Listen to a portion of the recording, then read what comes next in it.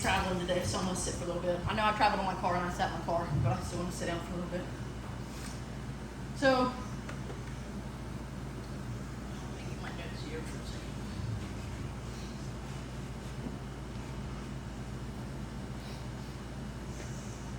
Alright, so I'm going to start this off with a couple questions. And the first one, I actually want everybody to be honest and raise your hand if the question pertains to you.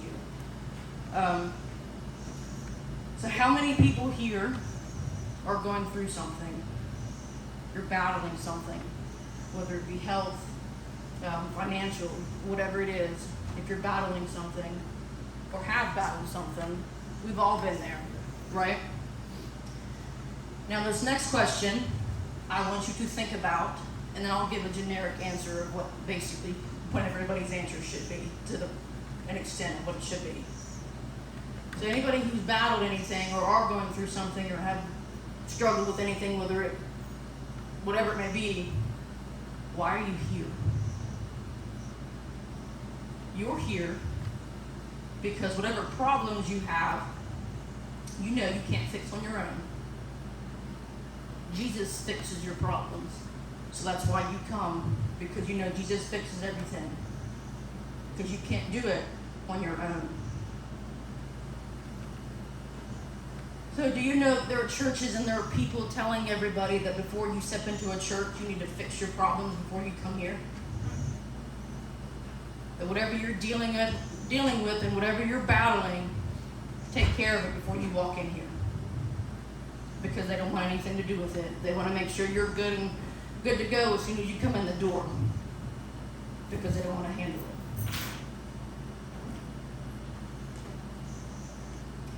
There's a lot of places and a lot of churches that I'm not welcome in because I have tattoos and I've been divorced. They know absolutely nothing about me as a person, but because of the ink that I have on my body and because of something that happened in my personal life, I'm not welcome in their church or welcome in their group or whatever it may be. Now what if that was somebody else who was at the very end of their road, was struggling with depression or whatever it may be, and they come to this church and that church says, we're not accepted here. We don't like the way you look. We don't like the tattoos on your skin. We don't like the fact that you've been divorced. So then you turn away a person who's hurting and broken. And the word tells us, you come as you are. Churches and people are telling them, come as you are, but they're also having a hidden agenda say, come as you should be. Because they want them to, they want them to come because they're a dollar sign, but they don't want their problems that come along with it. So they're telling you, until you get your problems fixed, we don't want you in here.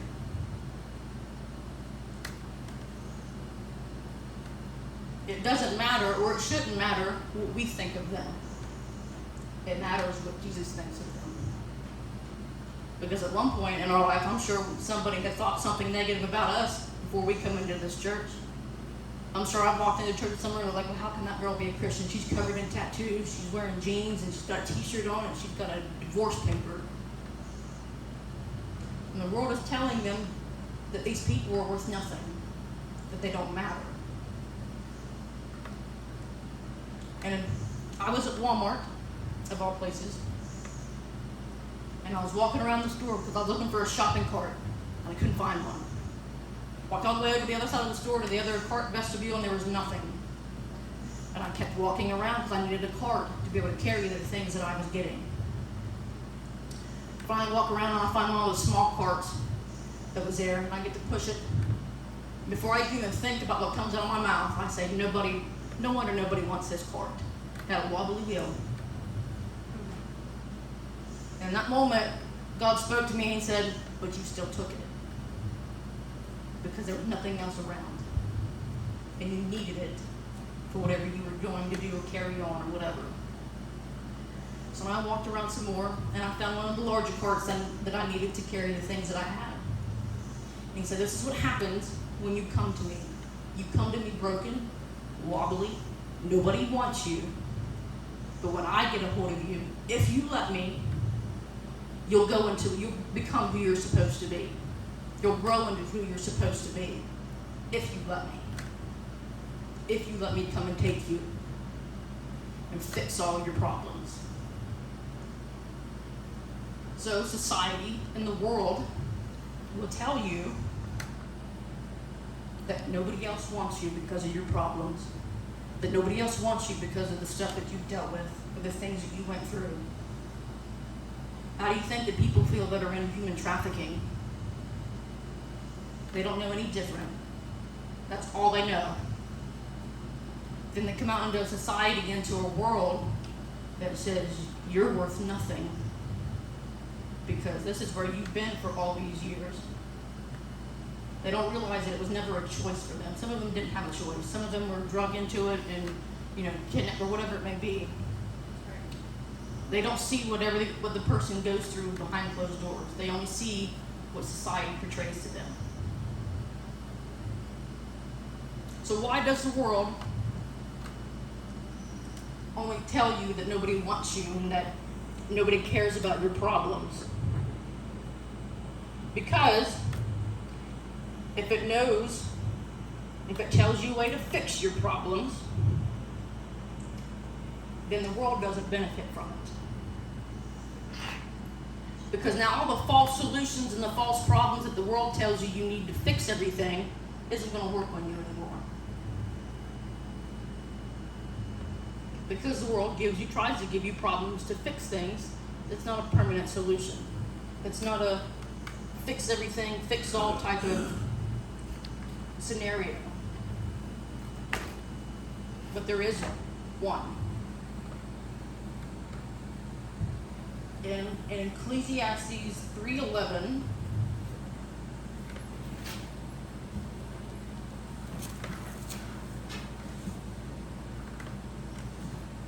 my version is a little bit different. It's the Amplified, so it's a little bit different probably than some of yours. Ecclesiastes 3:11 says, "He has made everything beautiful and appropriate in its time. He has also planted eternity, a sense of divine purpose in the human heart, a mysterious longing which nothing under the sun can satisfy except God. Yet man cannot find out, comprehend, or grasp what God has done, his overall plan from the beginning to the end."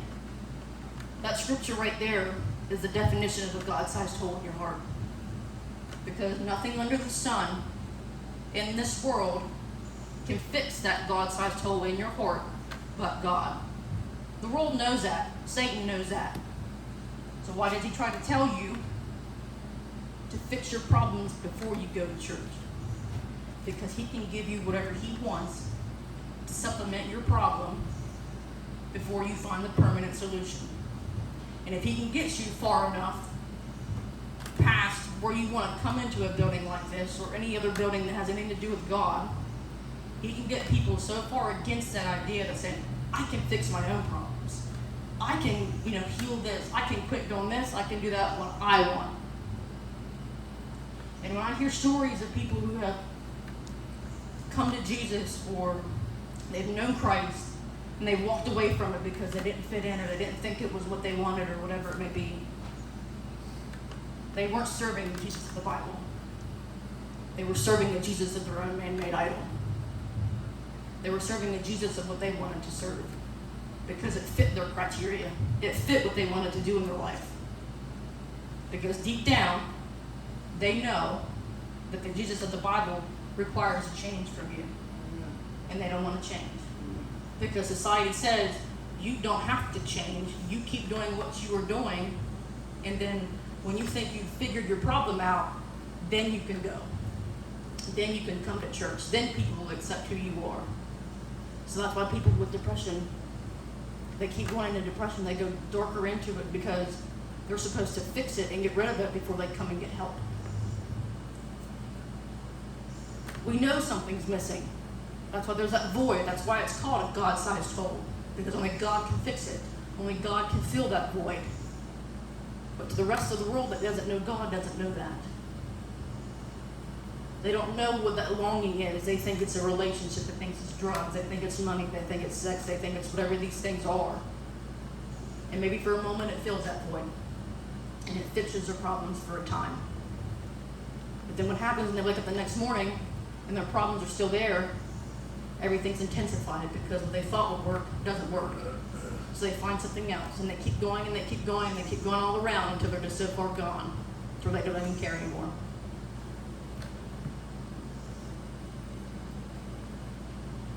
And I heard his testimony from, I think his name is Kevin Hines. He's the gentleman that jumped off the Golden State Bridge and survived. And he was telling me his story about the day of that happening. And he said his dad dropped him off somewhere. He was on a bus. And he was so full of darkness and depression, and he was just wailing on this bus. And he said, if somebody would just come up and ask me how I am, if I'm okay, I won't go jump off the bridge. I'll talk to somebody, I'll go get help. And he said, I sat on that bus wailing and just weeping, and he said, nobody came to me. People looked at me and stared at me, but nobody asked me if I was okay. Nobody cared. He said he got out to the end of the bus route.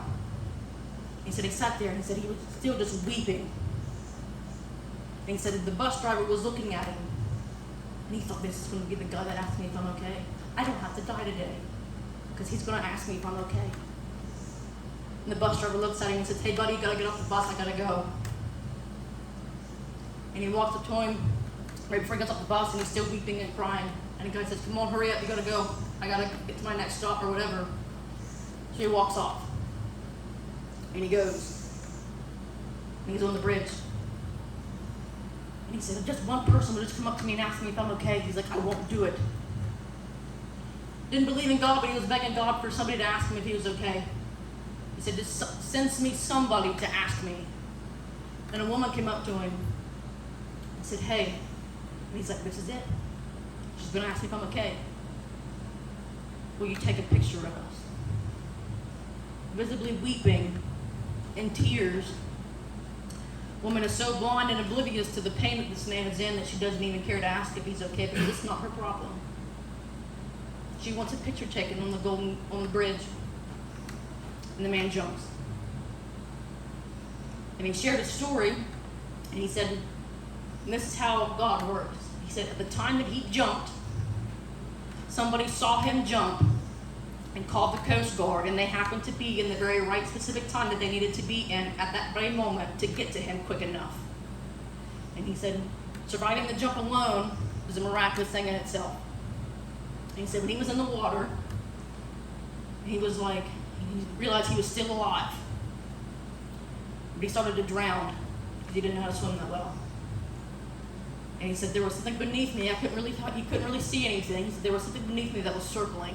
And it was swimming and it was circling. And he's like, he made a joke. He was like, great. He's like, I survived the jump. He's like, but I'm going to get eaten by a shark. What it was a sea lion or a seal or something that was swimming circles around him to keep him floating, to keep him above the water until the Coast Guard could get to him. And now the man lives to tell his testimony. Now let me ask you this. When you were in your dark and brokenness, and you were battered and you were beaten, actually, hang on, we're going to scratch that and go to something different.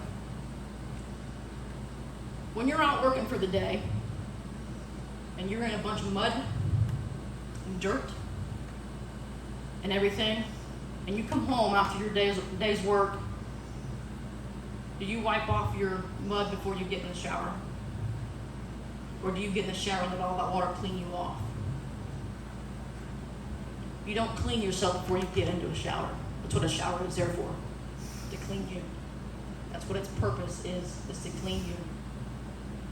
And what happens is when you've had a long day, and you're dirty and all that, and you get in the shower, sometimes when you get in the shower, you're cleaning off and you're rubbing off, there's a sting somewhere. And you're like, what was that? You look down, there's a cut on your leg that you have no idea about. But now that you're aware of it and you know about it, you can clean it and take care of it and let it heal. That's what happens when you come to God. You're dirty, you're broken, you're lost. You have no idea what is good in this world. Jesus says, come here. And you come to him. And he washes you off. And he cleans you up. And then he says, hey, you didn't know this. There's this little spot here in your life that needs to be taken care of. Let me fix it for you. Just give you the washcloth. I'll clean it for you. I'll take care of you. You don't fix your problems before you go to the problem solver. That's what he's there for. That's why he died on the cross. That's why he shed his blood for you, because so you can come to him and say, I'm dirty. I'm not worth anything. The world doesn't think I'm worth anything. But I know you can do something for me. Because you are the only person who can. Everything else doesn't fit, doesn't work. I have tried everything and done everything under the sun, and nothing's helped me. I'm still depressed. I'm still drunk. I'm still anything and whatever it may be for you. That's what Jesus is for. That's why Jesus did what he did. Because he very easily could have called on the angels and said, nope. But because he loved everybody, the sinner, the broken, the drunk, the woman who's attracted to other women, he loves everybody. And he loves you enough to let you make the decision on your own. You're not forced to do anything. He doesn't say, he's not, this is going to sound weird, but he is not some predator in the human trafficking world that says, you do this because I say so. You do this because I say so. If you don't, I'm going to hurt you. He lets you make a choice to come to him, to love him, or not. But I guarantee you, when you do, there will be no other feeling like it. Because I have been there. I've been immersed in it. I know what it feels like. I know what everything else feels like. And nothing can compare to what he can bring.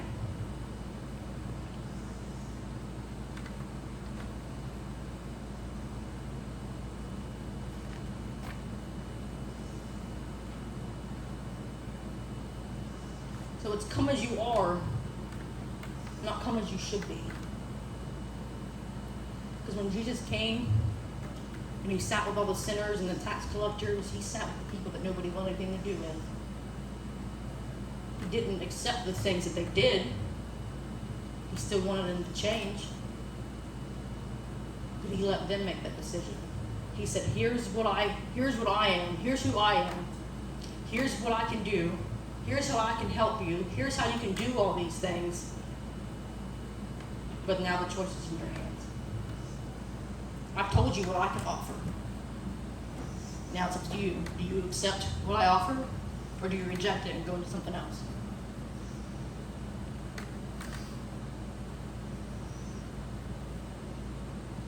So sometimes there are things in our life that we're not going to know about until we come to Jesus. Because we don't pay attention to any of that stuff. We don't notice it. We don't see it. Because we're covered in dirt. And what happens when those wounds are exposed, yes, it hurts. I'm not going to sit here and tell you it doesn't, because I know firsthand that it does. But what happens, if you notice a wound and you don't take care of it, it gets infected, it gets worse, now it becomes a problem. And it makes your life miserable because you're in constant misery and pain, because you don't want to acknowledge the fact that there's something there. But when you acknowledge it and you accept it, now you can start the process of how do I fix it? And how do I let God fix it? Because I can't do it. I'll make it worse. And God will show you the wounds. He's going to let them sting so he can show you a way to get them clean. And I had a thought and I just lost it.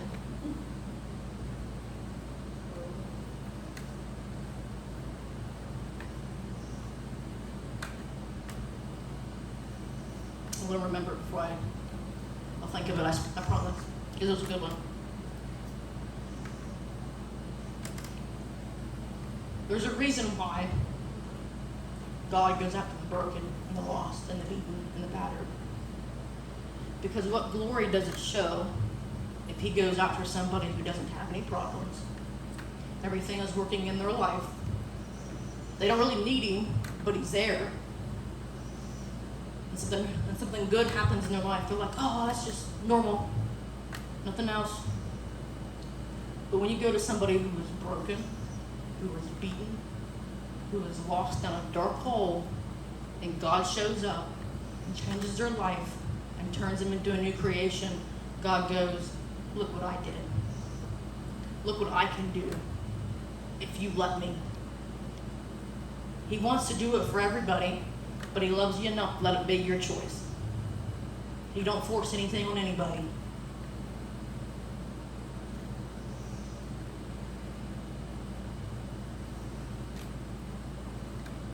And the woman at the well with the issue of blood, she knew she had a problem. She knew she had we'll call it a disease. She didn't think, oh, if I go to this man, he'll give me this medicine. Oh, if I go to this doctor, he'll prescribe me this. If I do this, if I do that. She knew that if she could just touch the hem of his garment, she would be healed. She knew nothing else under the sun was going to fix her problem. She knew Jesus could fix her problem. So when you seek God first in all that you do, whatever problem you may have, you put God before your problem. And then your problem will work itself out through God. You seek him before anything else. You seek him first in your life. Learn the hard way. Believe me. And I can tell a difference when I'm not able to come to Bible studies or to things like that, because I can notice it in my own life. I was getting really, really tired and wore out because of work. I didn't want to do anything. Didn't want to read my Bible. Didn't want anything to do with it. And I could tell a difference because I couldn't give them the Bible studies like I normally could, or I couldn't do this, or I couldn't do that. And on Thursday night, Lacey texted me. I was like, hey, are you going to this concert? And I was like, well, I get off at 8. I don't know if I'm going to make it or not.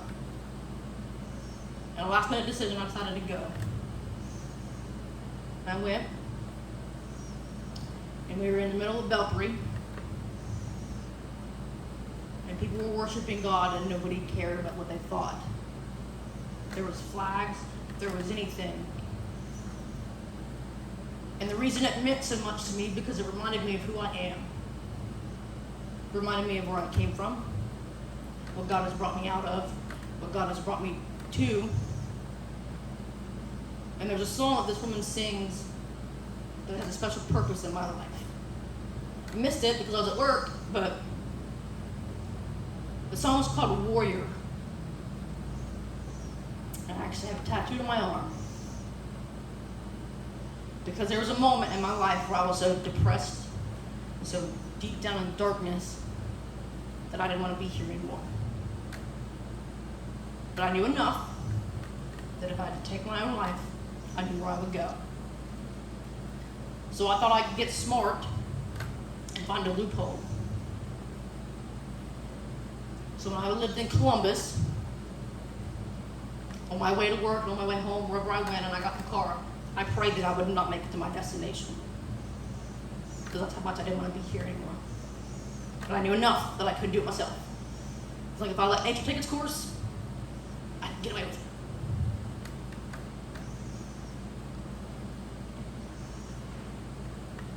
So in those moments, when you find yourself in those moments, you seek God first. And that moment, I'm all about moments. I'm a writer. So in that moment, during that show,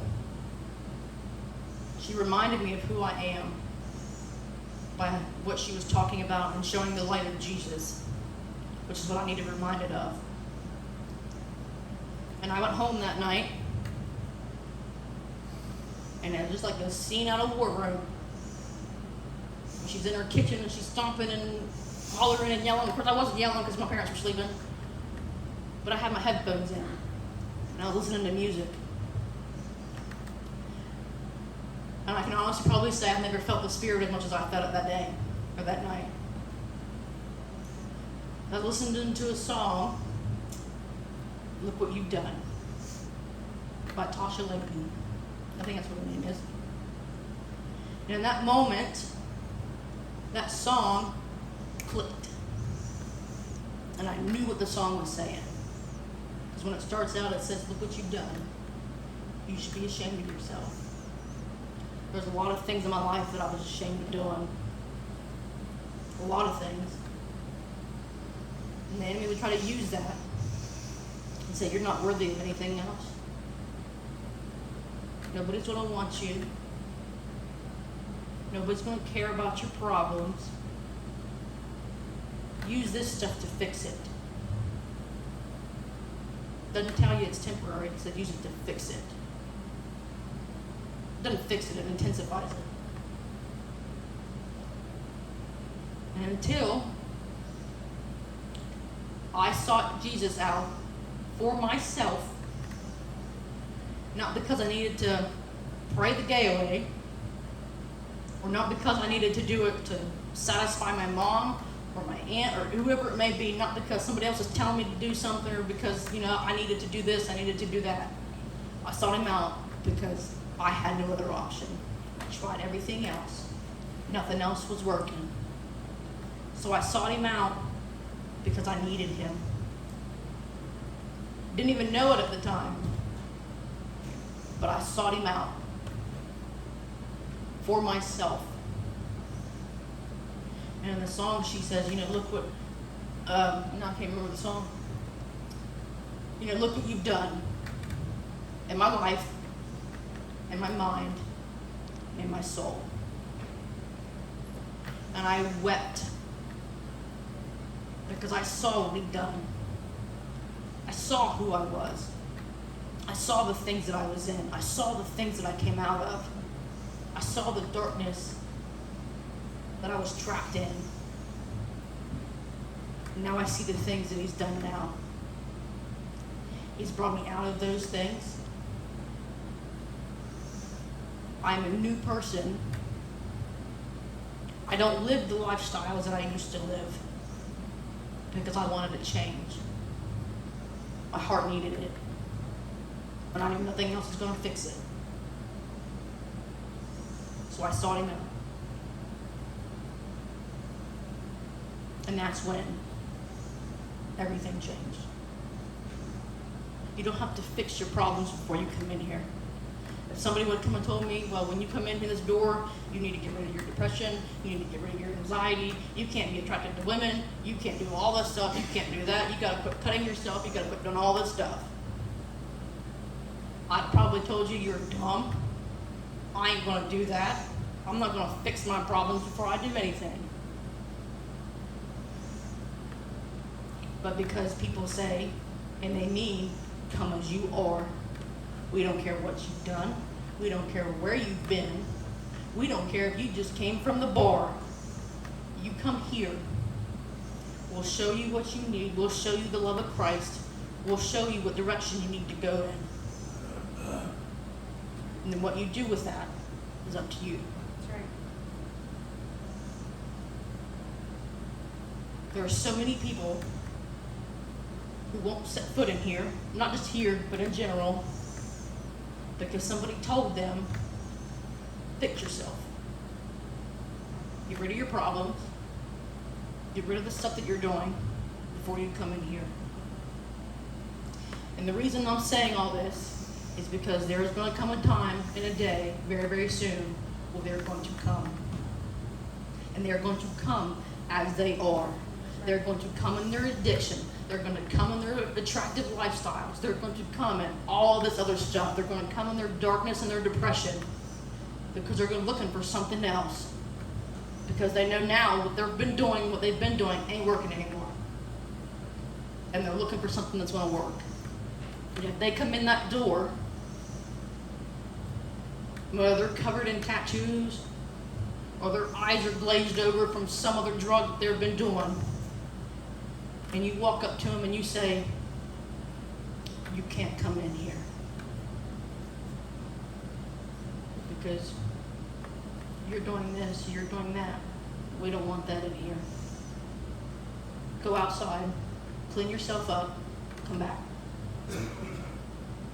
You think they're going to come back? No. They're going to go find something else that the world tells them will fix their problem. And then you just missed it. Because whether they're a drunk, whether they're an addict, whether they're gay, straight, whatever, they are still God's creation. He still loves them. He still wants them to know Him. But yet, because of choices they made or whatever, they ended up in the position that they're in, or because of whatever happened in their life. And what are we showing them when they come in and we say, no, get rid of whatever that is, then come back? What are we showing them? If we don't want them, Jesus doesn't want them. And that is anything but the truth. Jesus wants them more than anything. And if we deny them, they're not going to want to do anything with Jesus. Because if we deny them, what are they going to think Jesus is going to think of them? We're supposed to be Jesus people. You know, we're supposed to show the love of Jesus. And if we deny them and say no, well, then they probably just thought, well, Jesus says no too. So I'm going to go do something else.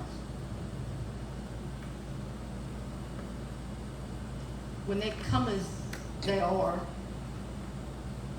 you may not have to agree with what they are doing,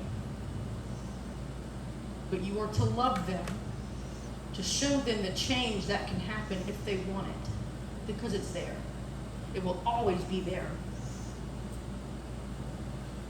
Some of them don't know about it because it's never been shown before, because the door's been shut in their face. And there are people that are going to come in that are going to be, they're going to be nervous, they're going to be scared because maybe they've had a bad church experience.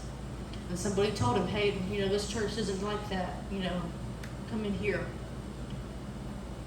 Or they're going to have, what's the word, reservations about coming in here and about what it is in here.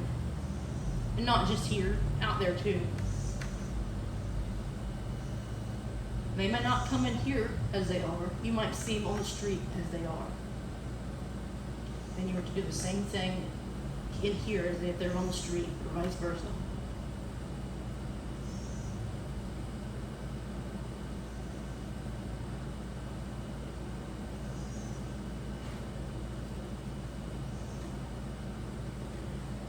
So I was debating if I wanted to talk about this or not. And after today, I saw a 16-year-old preach the Word of God and then pray over people and not care what anybody else thought. So what I'm going to do is I'm going to share this and not care what anybody else thinks. And the reason I say this is because I came from this. When you're seeking God out for yourself, and I'm going to use this as an example because I've been there. When you have somebody who is living in the same-sex lifestyle, and they know that there is still something missing, and they come to you and ask you for help, please do not tell them, just pray about it. And I'm going to tell you why. Because I've been there. I've had numerous people, just about everywhere I went, said, well, just pray about it. So I said, okay, I'll pray about it. So I prayed about it. I prayed, God, take these feelings away. God, take this away. All this other stuff. Did not work. Not because prayer doesn't change anything. Not because prayer doesn't work. But because there was a deep, deep root that I didn't want it to change. I thought it was just as easy. I'm like, if I can just pray it away, I'll go.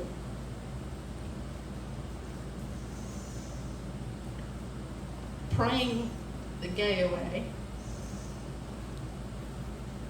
doesn't work as much as you think it does. And for somebody, it could very well work. It very well could be.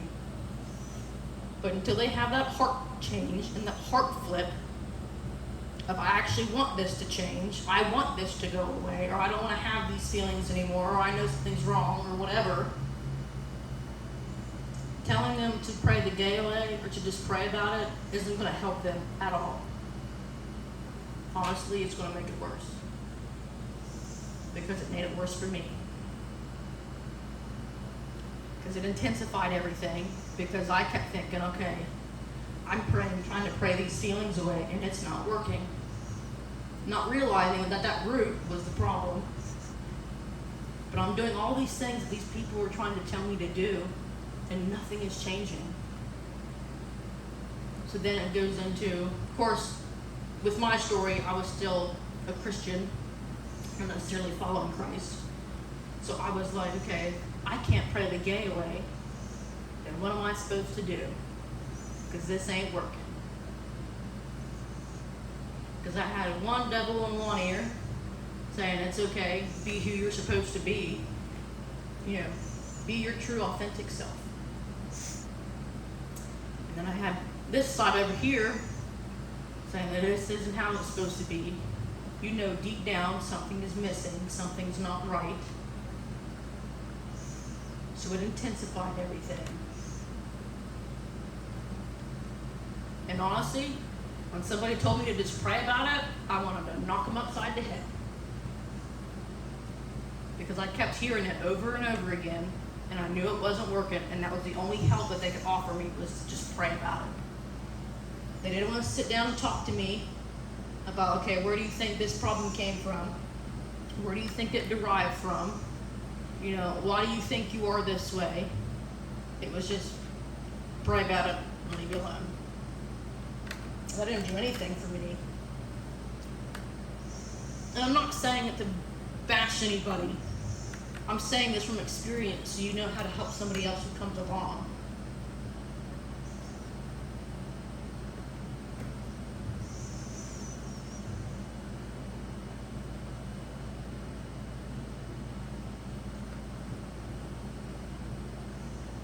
So in those scenarios, you just tell them, talk to them, try to figure out their story, where they came from, and then show them Jesus. Show them what the Jesus of the Bible is. I'm going to say this too. Everybody says, you don't hate the sinner, you hate the sin. To somebody in that lifestyle, that sin is their identity. That is how they identify themselves. That is, whether they call it sin or not, that sin is what they identify as. That is who they are. And you can't tell them any different. So when you say, hate the sinner, hate the sin, to them, and I say this from my experience, for me alone, that when you say you hate the sinner and not the sin, or you hate the sin, not the sinner, to them, their brain still sees it as you hate them because they are that sin. They identify as that sin. That is a whole self-made identity is what that is. So when you say, hate the sin, not the sinner, to them, they still hear you hate them because that is who they are. What you do is you show them Jesus. You show them the love of Jesus. And when if they decide to seek Christ out for themselves, He will show them things that they may not want to hear. And we are still to tell them the truth. And you do it in love. You don't stand on the corner of a church somewhere and say, if you don't change your ways, you're going to hell. Because that doesn't help anybody. And maybe they have a good intent with it when they do that. But if people see that are in that lifestyle, And all they see is rage, and anger, and hate. And so they're going to just keep on rolling. There are still good people out there who are Christians and who love Jesus with everything in them, who are not going to beat you over the head with something. We're going to take your hand and say, you're welcome here. We're going to show you Jesus. We're going to tell you the truth. We're going to love you the way Jesus loves you. And then you can make your final decision. We're going to show you your options. But in the end, they have a final decision of do they take it or do they not. And if they don't, you move on.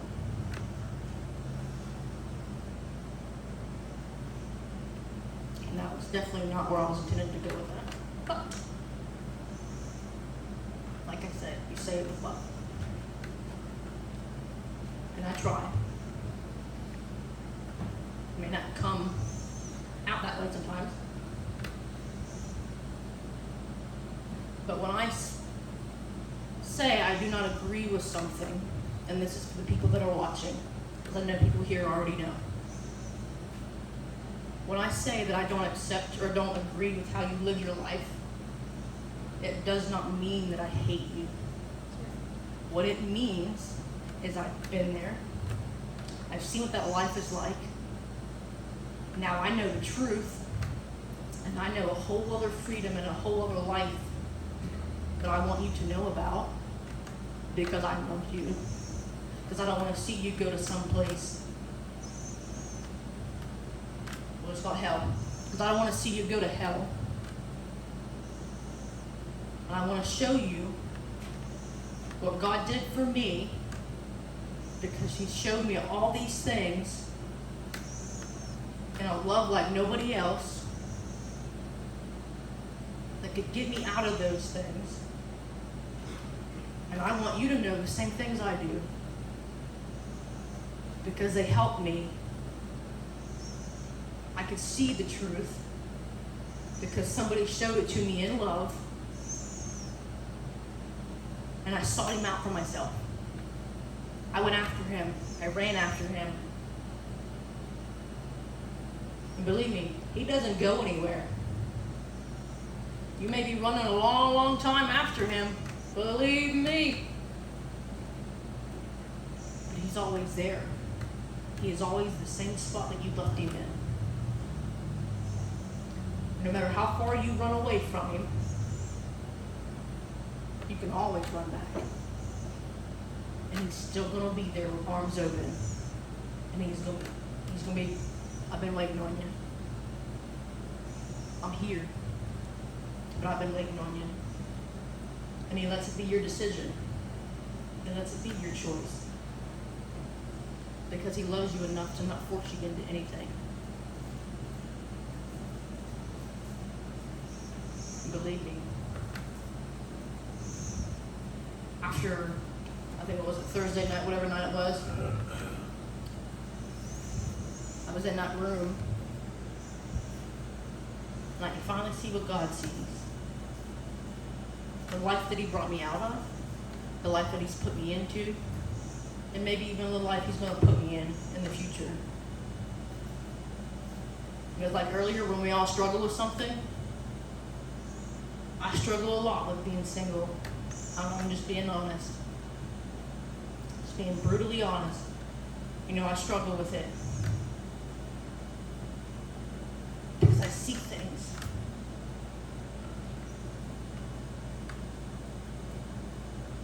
And I remember there's a point I took my niece for the weekend. And I took her back to her mom. And when I left, she cried so hard. And my heart broke because I didn't want to leave her. And I went home. I sat down on my bed, and because Mama knows, Mama come in, and she's like, "Are you okay?" And I said, "No." And she's like, "What's going on?" And I said, "I got a taste of it, but I don't know if I've ever had it."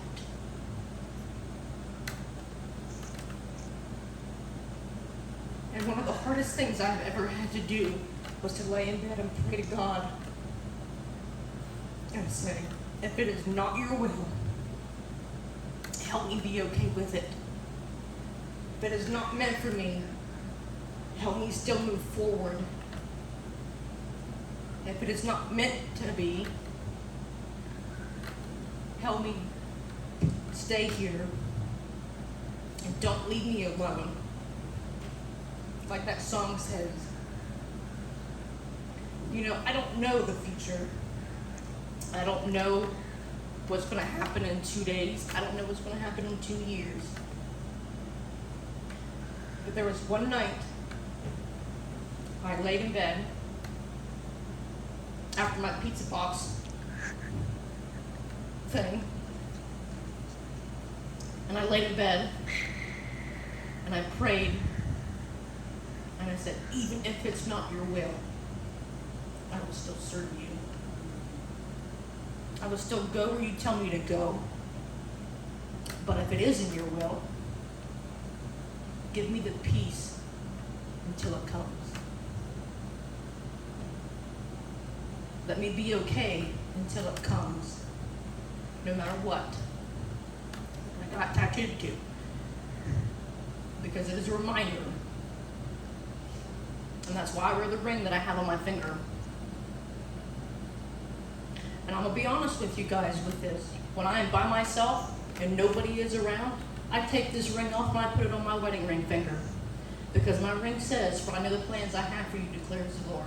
So when I am by myself, nobody's around me, I put that on my finger as a reminder and as a promise that one day, whether I know it or not, one day it can happen. And when I go out in public, I take it off, put it on this finger, so just in case he is there and he doesn't think I'm married. But I do that in my own time because it is a promise from him to me, a reminder from him to me that he knows my future. He knows his plans for me. And whether that day comes or not, I'm still going to do what he tells me to do. I'm still going to go about his business. I'm still going to tell people about Jesus and what he's brought me out of, whether they stone me for it or not. In this video, I'll post it to my YouTube channel. And whether they take it down or not, or they cancel it, whatever they want to call it now, by all means, have at it. Because guess what? You can cancel the video. You can take the video down. You can do whatever you want to the video. But you cannot, will not, and shall not cancel Jesus. Nobody can. Satan tried. Look what happened to him. Even the demons obey. This is a funny story. Cody and I were somewhere, not where we were at, and we had got change back from something. And on that bill was the word demon. So what I did was I took my pen, and whether you're supposed to do this or not, I don't know. I wrote on it, even the demons obey. I used the word that was already on there, but I put God in it. So the next person that sees that, maybe get them thinking a little bit. Because even the demons know.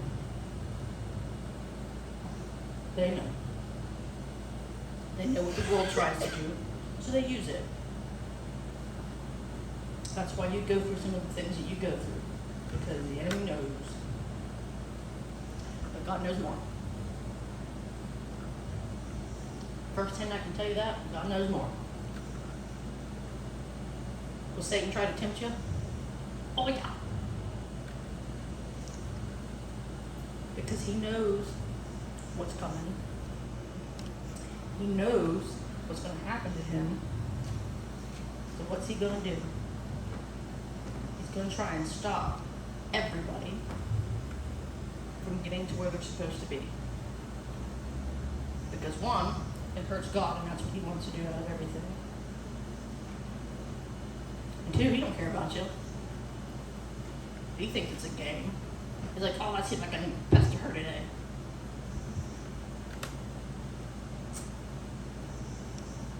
But even the demons obey.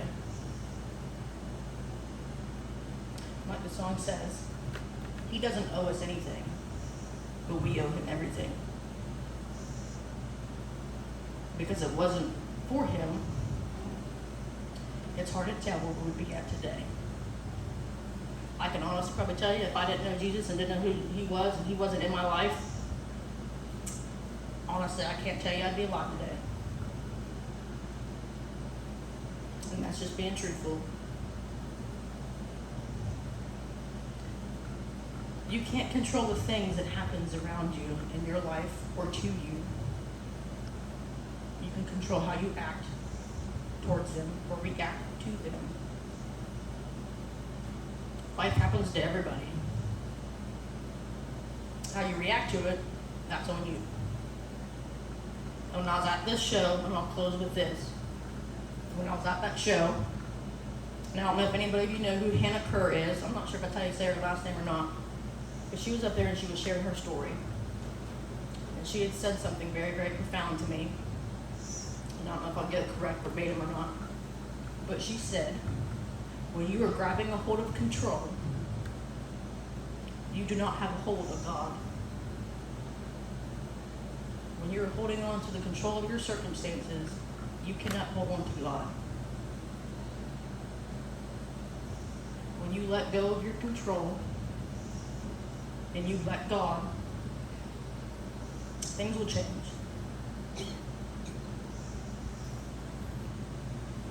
So let go of whatever it is you're holding on to, as long as it's not God. If you're holding on to God, don't let him go. But if there's anything in this world that you are holding on to, bring it to Jesus and let it go. And